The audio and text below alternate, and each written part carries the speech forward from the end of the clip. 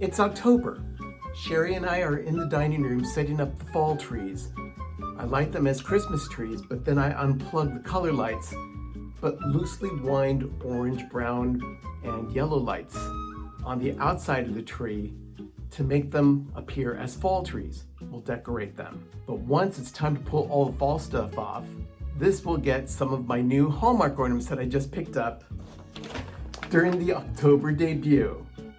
Glimmering Glockenspiel. This ornament is a freebie.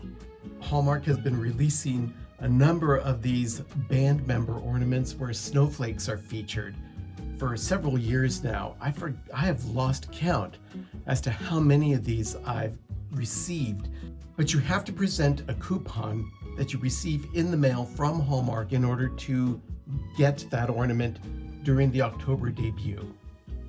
Birch Penguin. While Hallmark again has released a number of these, it's not an official series. I recall having a birch reindeer and a birch polar bear. I have a thing for Christmas penguins, so this had to be on my list. This one will go with the Frosty Friends Grove that I set up in front of my fireplace. Rain Doggy. I think this is the second year that they have done a rain doggy. Last year, I believe it was a dachshund that had antlers on its head. I don't know why I'm so attracted to this. Maybe it's because dogs are so cute. But this one, look at the little bone in their hair. And it's a really cute ornament. Nifty 50s Keepsake Ornaments. Again, another one of those ongoing series that isn't an official series from Hallmark, but they keep on producing these ornaments inside boxes that they're fake ornaments, but they appear to be one of those collector boxes of ornaments that you would get at like Home Goods in the form of a Christopher Radko glass ornament set. These are just so spot on perfect.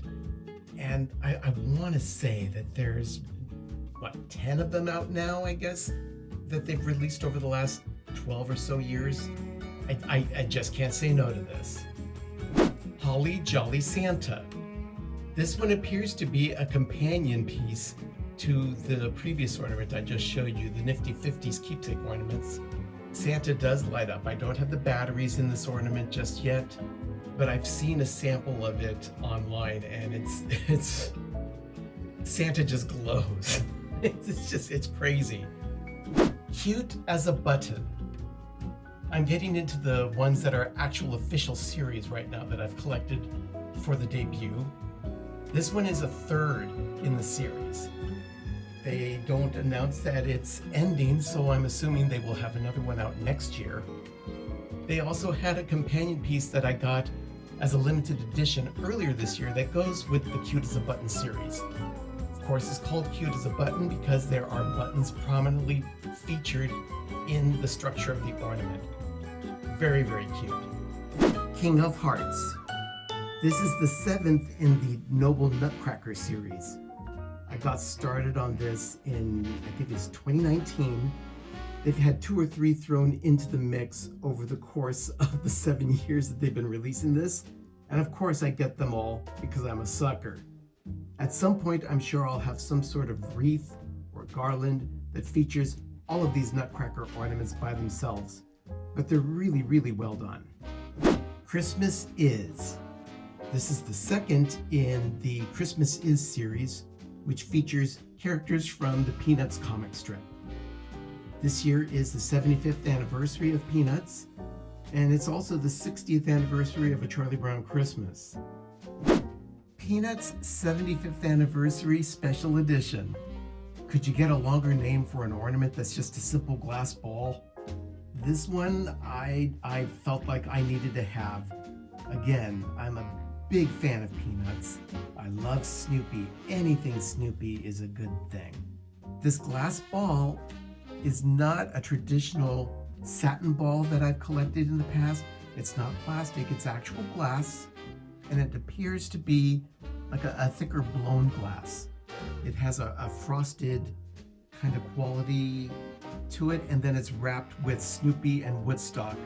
It's a really good representation of what Peanuts ornaments were when they were originally released back in the 70s. I love this one. Abu and the Magic Lamp. This is the limited edition ornament that Hallmark released.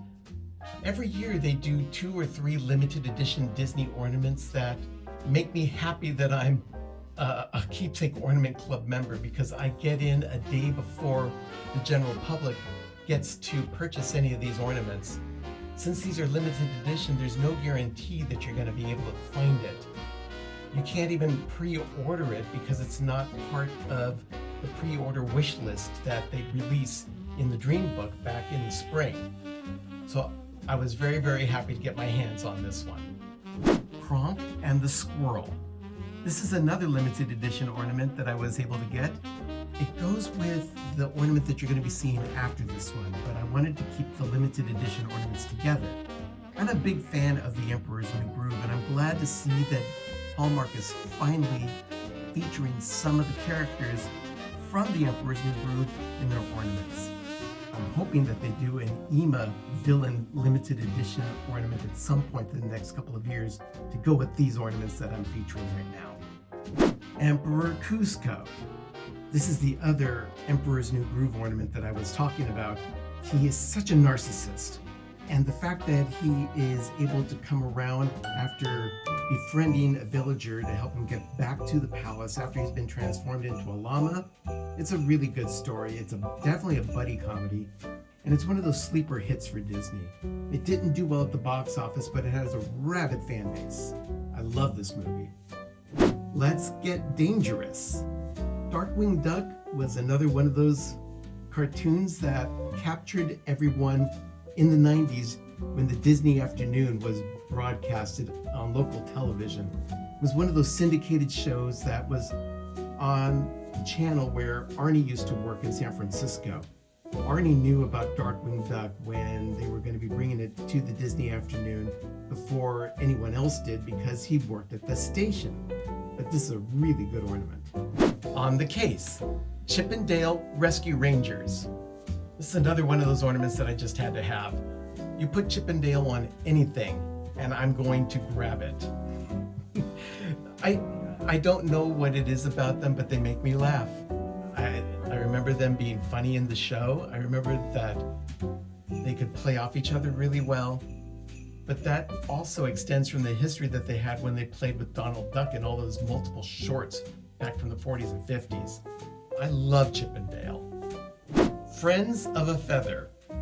I've never seen Kevin represented in a Hallmark ornament before, so when I saw this in the catalog, I knew I had to have this one. I love that it's a female bird, and Russell named her Kevin. Up is one of those Pixar films that it makes you cry. It is just designed to make you cry at the very beginning of the movie. You never know when you're gonna cry during a Pixar movie, but chances are you're probably gonna be crying at some point. They really know what they're doing with the stories. The Hitchhiking Ghosts. 3 years in, and we're done with the collection. I have every single one of the Haunted Mansion ornaments that Hallmark has put together for this collection, and I can't wait to display this prominently on my dresser in my bedroom for the season.